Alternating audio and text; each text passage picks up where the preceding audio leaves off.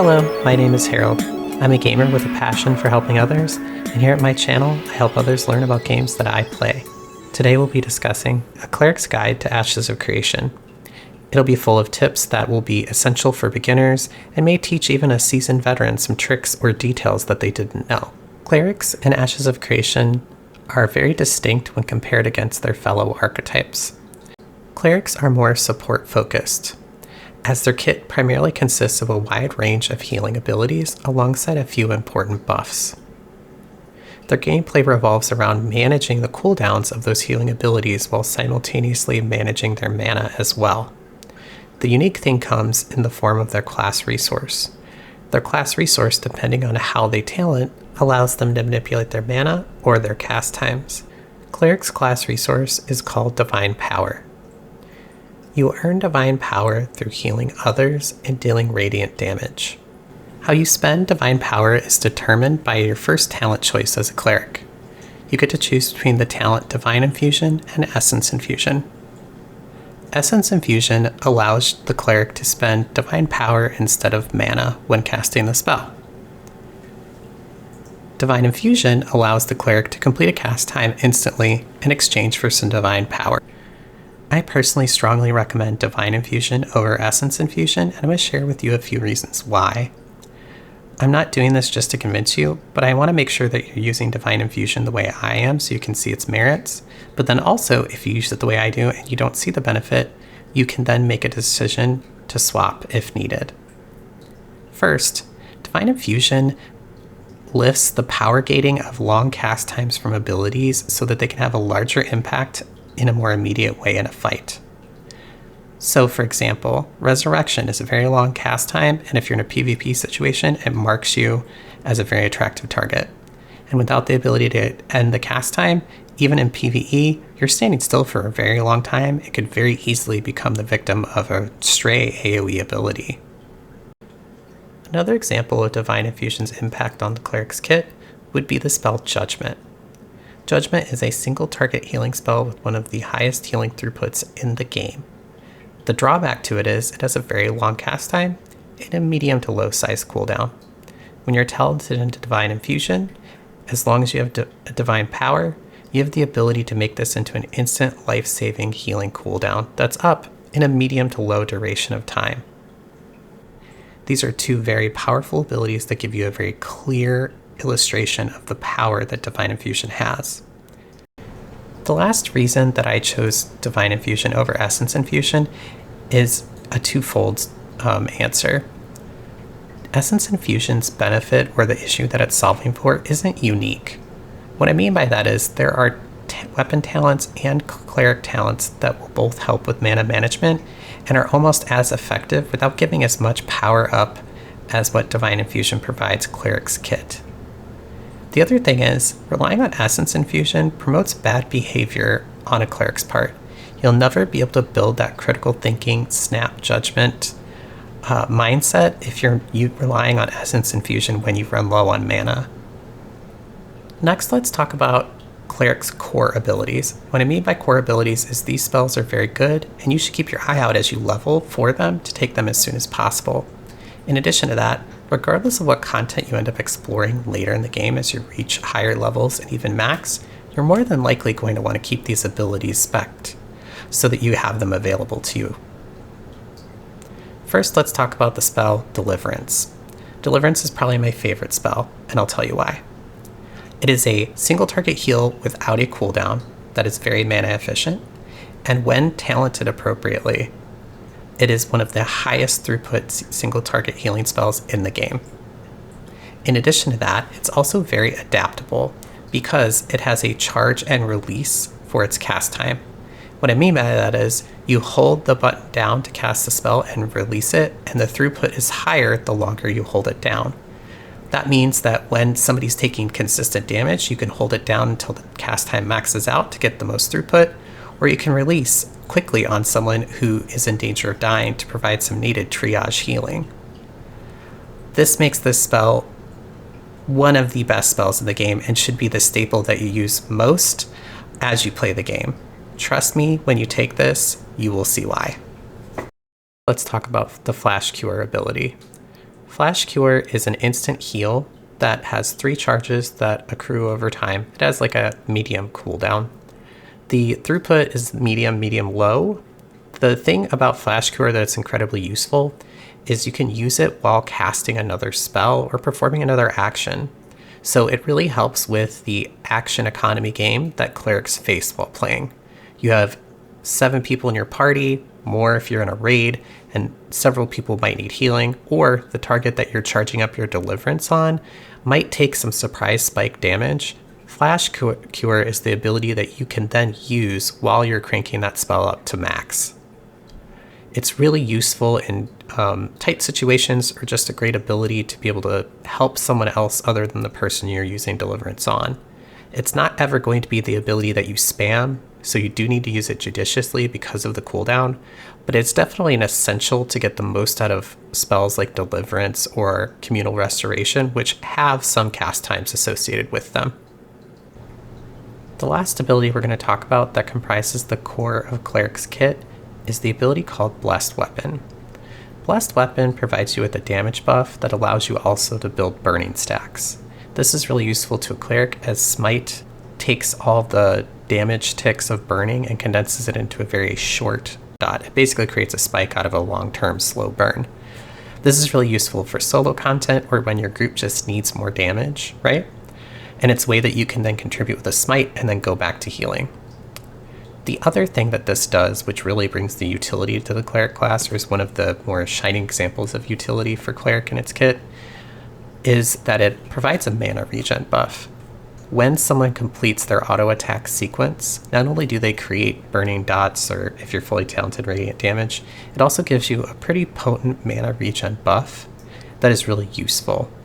This is great for you when you're soloing or when you're in a group and you don't have a bard, but it's also good to slap on someone like a tank who, for whatever reason, doesn't really get a lot of mana regen out of their kit, but always seems to need it to pull or manage aggro. So whether you're trying to solo or you're trying to work in a group and make your work group better, Blessed Weapon is really a great ability to get. Now we're going to shift gears from talking about base abilities and what's really important with them, and we're going to talk about some important talents that affect those abilities. So in this case, we're going to talk about talents that you should not skip, and we're going to tell you why. At the top of the list, you won't be surprised, it's Deliverance. Deliverance second talent, aside from the ability itself, gives it the ability to scale with missing health, which is the core part that makes it so mana efficient. The base spell on its own is fine, but when you go to get that one, you should automatically get the follow-up to it as well. It simply takes the spell from good or okay to one of the best in the entire game in terms of efficiency, and not only just mana cost, but throughput as well. After that, we have the Soothing Glow talent. That one makes it so that you have multiple charges of Soothing Glow. Soothing Glow on its own is fine. It's nothing revolutionary in a MMORPG. It is a reliable hot that helps you smooth out damage on a target that you expect to take at least either the occasional hit or consistent damage, right? But the Soothing Glow talent enhancement allows you to have multiple charges to put out on multiple people. Since being a healer in a group is always spinning plates and trying to figure out who to heal next, this spell helps you manage your action economy and gives you more room to breathe. It's a really great spell when you're in a tight spot to have slapped on multiple people. The ability after that is Wings of Salvation. Wings of Salvation, the base ability, is really useful. It's a movement tech ability, but it really begins to shine when you add the extra talent. Wings of Salvation's ability to remove debuffs and be done while you're currently CC'd is a lifesaver. It's skewed more into PvP, but there are going to be creatures in PvE that have the ability to CC you, right? So it's very important to have that ability when you need it, because when you don't, when you need it, it's likely going to be a wipe or a party kill. It's quite literally the ability that you can't do without when you need it. The last ability we're going to talk about is Blessed Weapon. Blessed Weapon actually has some functionality beyond its base kit when you fully talent into it. First, there is one where it changes its burning damage to Radiant, which helps charge your class resource, which on its own can be a lifesaver if you talent the way I recommend.